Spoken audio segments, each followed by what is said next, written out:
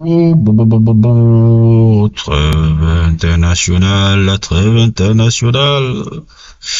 L'équipe de France, 2 matchs, 6 points. Du Deschamps dans le texte. La qualité, on s'en passera. Mais du Deschamps dans le texte. L'équipe de France, une victoire courte. Assez particulière un peu contre l'Islande. Quand tu vois surtout le comportement des joueurs, l'action offensive était un peu peinait un peu et tout en cette première mi-temps, qui a été un peu plus ou moins dominée par l'Islande, mais bon, c'est une équipe de Deschamps, Deschamps n'est pas là pour faire du jeu. Et globalement, c'était un peu ça. Hein. Après les blessures successives d'Ousmane Dembélé et si je me trompe pas, de Désiré Doué, on a rappelé Kingsley Coman un peu en remplacement et il est entré en deuxième temps et tout, mais c'est compliqué. C'était compliqué un peu à voir. D'ailleurs, même j'aimerais souligner un truc, la progression de Aurélien Tchouaméni. Je pense que c'est le nom qu'on doit ressortir dans cette trêve internationale un peu avec l'équipe nationale de France, c'est Tchouaméni. Tchouaméni a énormément progressé. Énormément progressé. Je sais pas quel travail il fait là-bas avec Xavi Alonso qui est très dithyrambique sur lui. Ils font un très gros travail ensemble là. Parce que Tchouaméni, si vous avez vu les matchs et tout, dans la relance, dans le truc, il devient de plus en plus bon là-dedans.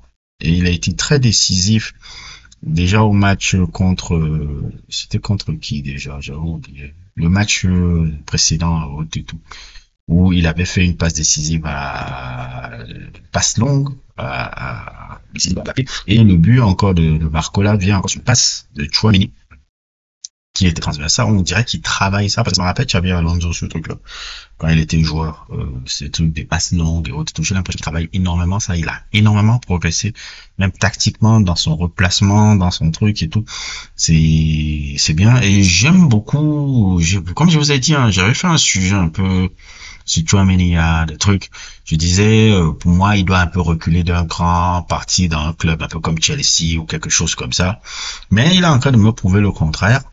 Et ça montre, et c'est ce que j'ai toujours dit, hein, Tchouaméni, c'est ça, je l'ai toujours répété. Tchouaméni est un très bon garçon. Même s'il a eu carton rouge aujourd'hui, on va pas lui tenir à rigueur, c'est dommage, il est quand même excellent. Et surtout l'attitude, là. Beaucoup l'attitude. Il est pas trop en train de gueuler, pas trop en train de tuer, il a dit un peu à l'arbitre, et après il est parti de voir, c'est ce qu'il joueur avec qui il a fait ce tac. Il a une très bonne attitude, c'est un très très bon garçon, et globalement même, c'est ça que j'aime un peu dire, même si c'est joueur de l'équipe de France, là. Les joueurs de l'équipe de France, là, actuelle, là, ils sont tous des bons garçons. Ils sont très intelligents. Très, très, très, très intelligents, qui s'expriment très bien, et on dit, c'est pas ce qu'on demande à des footballeurs. Mais moi, c'est important pour moi de voir des footballeurs comme ça. Quand je vois Chouameni faire un peu ces trucs un peu, avec son podcast, là, qui est super intéressant, en pleine carrière, tu regardes un peu Mbappé, un peu la manière dont il est, même quand tu checkes un peu Désiré Doué, Désiré Doué, c'est tous des gars, comme certains trucs un peu, par exemple, ouais, excusez-moi de faire cette digression, je me rappelle un peu le truc du podcast là, Bridge United là, je crois que c'est ça, de Bridge, je crois, de Chouameni. On avait invité Lassana Diarra. Et c'était frappant. Lassana Diarra, qui est l'aîné de tous ces mecs là, de voir comment quand Raphaël Varane, quand Chouameni parlait, et quand Lassana Diarra parlait, le fossé, je dirais pas culturel, mais le fossé un peu, le fossé de mindset un peu que tu pouvais voir. Et quand tu vois Lassana Diarra, qui est pour moi aussi représentant un peu de la génération passée qui était problématique. Je parle de la génération Galas, la génération Nasri, la génération Ribéry, la génération Wesh Wesh, qui était très compliquée, qui a donné Naïsna là, même si Lassana Diarra n'était pas là, parce qu'il était là, je pense pas qu'il était là, il était là, Naïsna ou pas, je sais, bon, je me rappelle plus, et tout. Tu vois la différence un peu entre les deux, tu dis non, il y a une vraie rupture avec ces mecs-là. Dans la manière dont dans la manière même ils parlent, dans la manière dont le langage corporel un peu des gars, même Jules Koundé. Jules Koundé est hyper intéressant. Je regarde souvent les interviews de Jules Koundé, des trucs très lucides un peu sur le métier qu'il pratique. Ils sont super intéressants ces joueurs de l'équipe de France là. Humainement là, ce que je vois, c'est très différent de la génération Bordelli qu'il y avait eu après 2006 là. La génération de Bordelli après 2006 là, c'était trop quartier. Et pourtant là, ce sont aussi pour la plupart des gens qui viennent de quartier, mais qui montrent une autre image des enfants, des jeunes qui viennent de quartier. C'est ça qui et c'est un peu ma réponse un peu à la pseudo-polémique débile un peu que Pierre Ménez a voulu créer pour se faire un peu du buzz. Il disait qu'il y a 11 noirs à l'équipe de France. J'ai déjà fait un sujet sur ça. Ça apparaît sur votre écran. Pourquoi il y a 11 noirs sur une équipe de France? Parce que ce sont les meilleurs. Et si vous avez, on peut pas faire à cette génération-là le procès qu'on faisait à la génération avant. En disant, ouais, c'est les gars. Non, ils s'expriment bien, ils parlent bien. Ils sont très très intéressants comme individus. On sent pas que c'est des individus intéressés juste par le football. Tout quand je vois Jules Koundé, ces trucs un peu fashion, on sent qu'il est intéressé par la mode. D'autres, comment il s'appelle, Tchouaméni, aussi pas passionnant sur YouTube. Mbappé, tu sens qu'il va devenir quelque chose de très important après sa carrière. Peut-être dans, je sais pas, peut-être dans les instances de football ou dans des trucs comme ça. C'est quelqu'un qui est beaucoup intéressant sur le football. Il me plaît beaucoup tous ces gars-là. Il me plaît beaucoup. Ça, c'est quelque chose qu'il faut beaucoup noter. On a parlé, pour parler de ça, parce que, je me rappelle à une époque en France, on n'hésitait pas à taper sur les, il y a juste le titre, hein. Sur les cocos de l'époque 2008 2006 2008 2010, on va un peu ajouter 2012 la génération un peu wesh wesh là, et à raison. Et je pense aussi que c'est à raison aussi qu'on doit aussi valoriser aussi ces jeunes, pour la plupart qui viennent aussi de quartier, qui s'expriment bien et qui montrent une belle image de la France. Parce que quand les gens viennent se plaindre qu'il y a 11 noirs à l'équipe de France, si c'est pour encore ramener encore des trucs nauséabonds, bullshit un peu là, moi je l'ai dit, je le répète, il y a 11 noirs à l'équipe de France parce que ce sont les meilleurs. Aussi simple que ça, c'est comme en natation quand il y a beaucoup de blancs là-bas. Quand il y a beaucoup de blancs en natation française, parce que ce sont les meilleurs. Point final. Il n'y a pas à chercher à savoir, blablabla. Bref. Pour revenir au match et autres et tout, bon, le match a été truc, il y a eu cette expulsion de Tchouaméni, le truc, Mbappé aussi, on va revenir sur Mbappé aussi, Mbappé a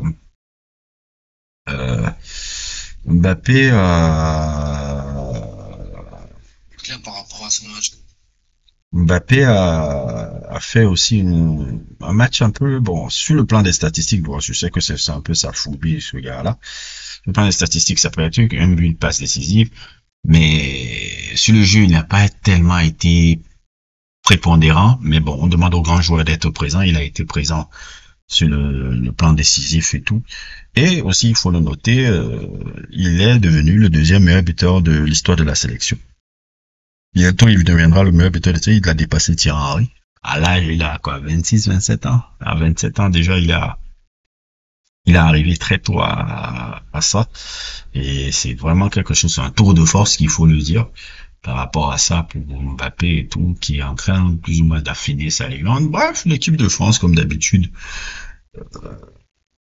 fait sa route pour le mondial. On verra encore là où Deschamps amènera cette équipe-là. Et on verra, hein. Puis, il y avait le match de notre équipe du Cameroun.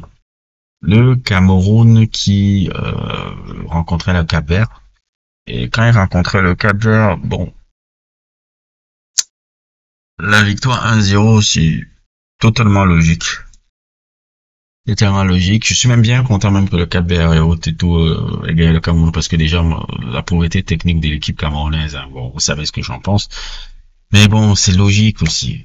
Et je pense que c'est bon que l'incompétence ne soit pas récompensée. C'est bon que l'incompétence ne soit pas récompensée. C'est bon qu'on ne récompense pas l'incompétence. L'incompétence. Quand on voit comment le ministère, la FECAFOOT, tout le bordel qu'il y a dans les instances du football camerounais, pourquoi il faut qu'on ait des choses comme ça? Pourquoi il faut qu'il y ait un résultat positif? On va encore se cacher dans les résultats positifs alors que on ne prépare pas bien le football camerounais. On n'a pas de véritable réflexion sur le jeu au Cameroun. On n'a pas de véritable réflexion sur la formation des joueurs, le type de joueurs qu'on forme. On est toujours dans des guéguerres intestines sur la FECAFOOT et tout. Notre président de la fédération qui essaie de plus ou moins mettre en place des choses, mais le truc, on dirait aussi parfois aussi que lui, le président de la FECAFOOT est plus recherche encore de continuer son prestige personnel que de vraiment un truc sur le Cameroun. Bon, tout ça là, c'est fatigant et c'est une bonne chose un peu que c'est une bonne chose de voir ça et c'est une leçon d'humilité de voir que le Cap-Vert qui faisait déjà une très belle CAN, qui avait fait une très belle CAN, qui pratiquait un jeu très très excellent, se qualifie à la Coupe du Monde là. Et moi, je vais vous dire, l'équipe africaine que je vais supporter à la CAN là, ça va être le Cap-Vert. Dans tous les matchs, je vais supporter le Cap-Vert là. Parce que j'aime beaucoup les joueurs et l'histoire là qui sont en train d'écrire là, cette génération là. Je vais supporter le Cap-Vert là, la CAN là. C'est pour ça que je souhaite même qu'ils se qualifient. Bon, c'est pas encore terminé pour l'équipe du Cameroun, il y a le barrage, mais bon. Moi, je pense que c'est une bonne chose qu'on ne se qualifie pas. Et je pense aussi que c'est une bonne chose aussi qu'on fasse une sale CAN. Peut-être par ça, on pourra commencer à y mettre déjà une réflexion sur comment on peut réfléchir un peu sur notre football. Mais bon, je sais que ce genre de conversation là, au Cameroun, on sait pas, on regarde seulement le résultat, ou ces conneries-là. Mais bon, continuez votre marasme. Vous n'avez encore rien vu encore avec le truc là-bas. Le Cap-Vert nous gagne. Si tu suis le football camerounais, tu ne dois pas être surpris par le résultat que tu as vu. Mais le Sénégal aussi, c'était même peut-être le choc du truc, Sénégal-Congo.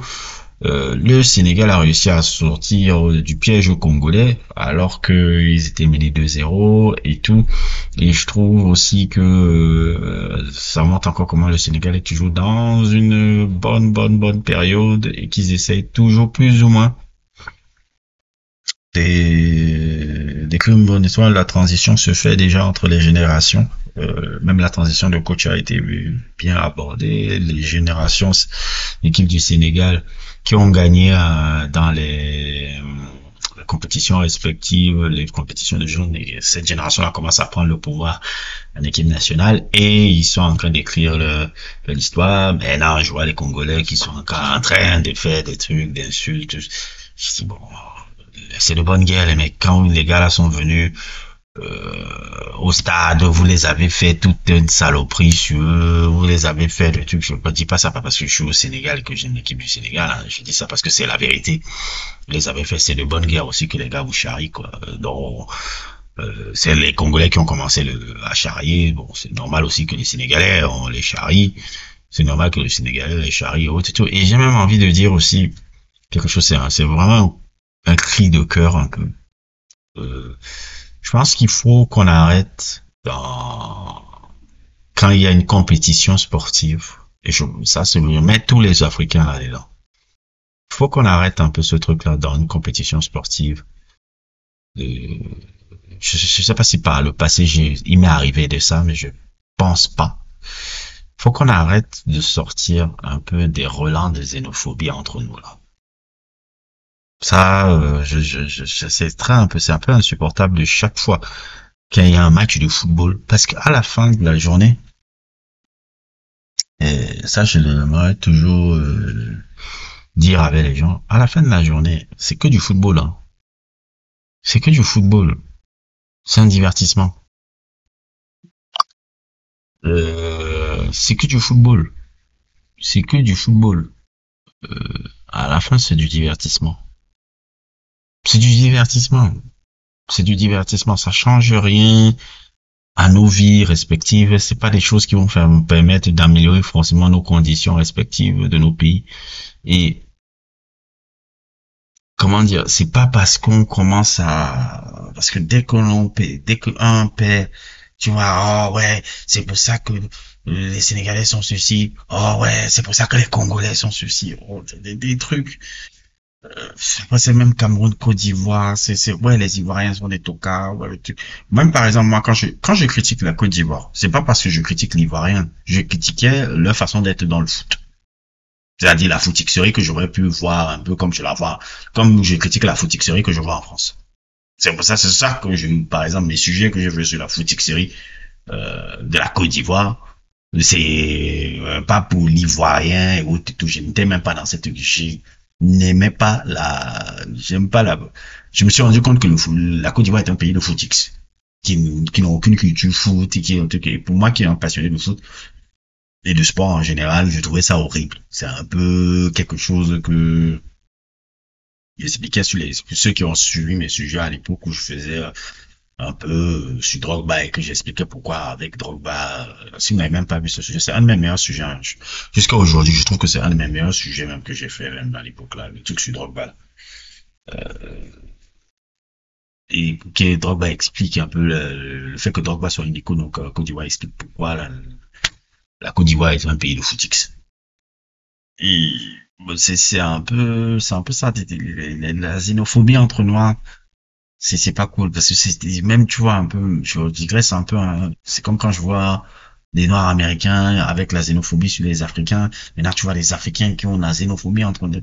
Je dis, ah, excusez-moi, bon, je sais que j'ai souvent des caucasiens et des toubabs qui suivent ma chaîne, ne le prenez pas mal, mais car on a déjà l'homme blanc qui nous fait déjà chier, le système de l'homme blanc qui nous fait chier dans cette société-là. On croit on va encore avoir le temps de se taper pour des histoires de matchs de foot. C'est pas bon.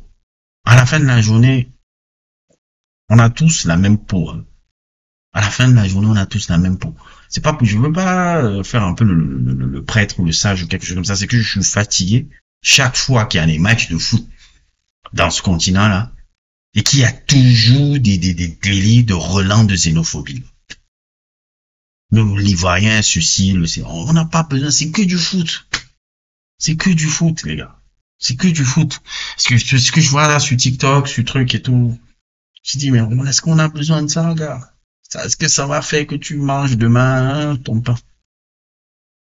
C'est que du foot, les gars. Moi, quand je vois ça, c'est juste du divertissement. Hein. Je prends pas ça. Je prends pas ça au premier degré. Je vais pas prendre ça au premier degré. C'est que du divertissement, les mecs. C'est juste du divertissement. Pourquoi essayer toujours de sortir des relents xénophobes?